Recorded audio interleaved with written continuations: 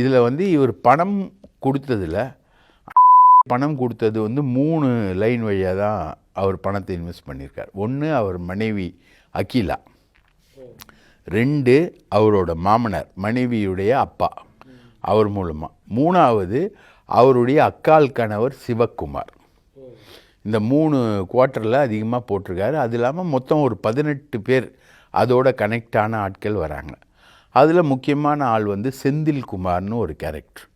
அந்த கேரக்டர் யாருன்னா இவருடைய மச்சான் சிவக்குமார் அவரோட சேர்ந்து இவர் வந்து அரவக்குறிச்சி தேர்தலில் முதல்ல நிற்கும்போது பிஜேபி தரப்பில் கோடிக்கணக்கான ரூபாய் வந்து கொடுக்குறாங்க.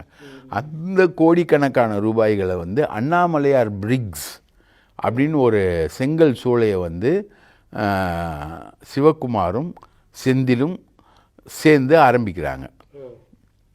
ரைட்டுங்களா? அது ஒரு அந்த சூளைக்கு செங்கல் தயாரிக்கிறதுக்கு உக்ரைன்லேருந்து மிஷின் டெவலப் பண்ணுறாங்க. ஒரு மணலாக நீங்கள் அமிச்சின்னா செங்கலாக அது வந்து டப்பு டப்பு டப்பு டப்பு டப்புன்னு லட்சக்கணக்கில் வந்து விழும். அந்த மாதிரி ஒரு மிஷின், மிகப்பெரிய பிரம்மாண்டமான மிஷின். அந்த மிஷினை இறக்குமதி பண்ணதுக்கும் பில்லு கிடையாது. உக்ரைன்லேருந்து இறக்குமதி பண்ணியிருக்காங்க. அதை இன்ஸ்டால் பண்ணதுக்கும் பில்லு கிடையாது.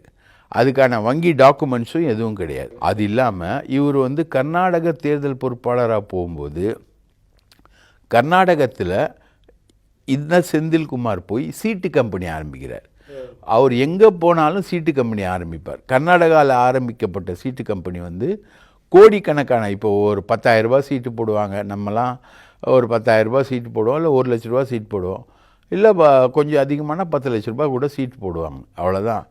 ஆனால் இவங்க சீட்டு போடுற ரேஞ்சே 10 கோடி ரூபா. அப்போது தொழிலதிபர்கள்கிட்ட தான். இதுக்கெல்லாம் பேக்ரவுண்ட் யார் என்ன சொல்கிறாங்கன்னா, நீங்கள் வந்து எங்ககிட்ட சீட்டு எடுத்தீங்கன்னா, சீட்டு போட்டிங்கன்னா, நீங்கள் எங்கள் ஃபைனான்ஸ்குள்ளே வந்தீங்கன்னா உங்கள் மேலே இன்கம் டேக்ஸ் வராது, அமலாக்கத்துறை வராது. நாங்கள் தான் ஒவ்வொருத்தர் மேலேயும் இன்கம் டேக்ஸு அமலாக்கத்துறை வரும்னு சொல்லி நாங்கள் தான் ஆயிரக்கணக்கான கோடி ரூபாய்களை ஒவ்வொரு தொழிலதிபர்கள்கிட்டையும் தமிழ்நாடு முழுக்க வசூல் பண்ணிகிட்ருக்கோம். நாங்கள் கண்ணை சச்சா அவங்க பண்ணுவாங்க. ஆனால் நீங்கள் எங்ககிட்டயே வந்துட்டிங்கன்னா உங்களுக்கு அந்த ஆபத்து இல்லைன்னு சொல்லிட்டு முழுக்க வசூல். இந்த மாதிரி அவர் 10 கோடி ரூபாய் சீட்டு மட்டும் ஒரு 12 சீட்டு நடத்துகிறார்.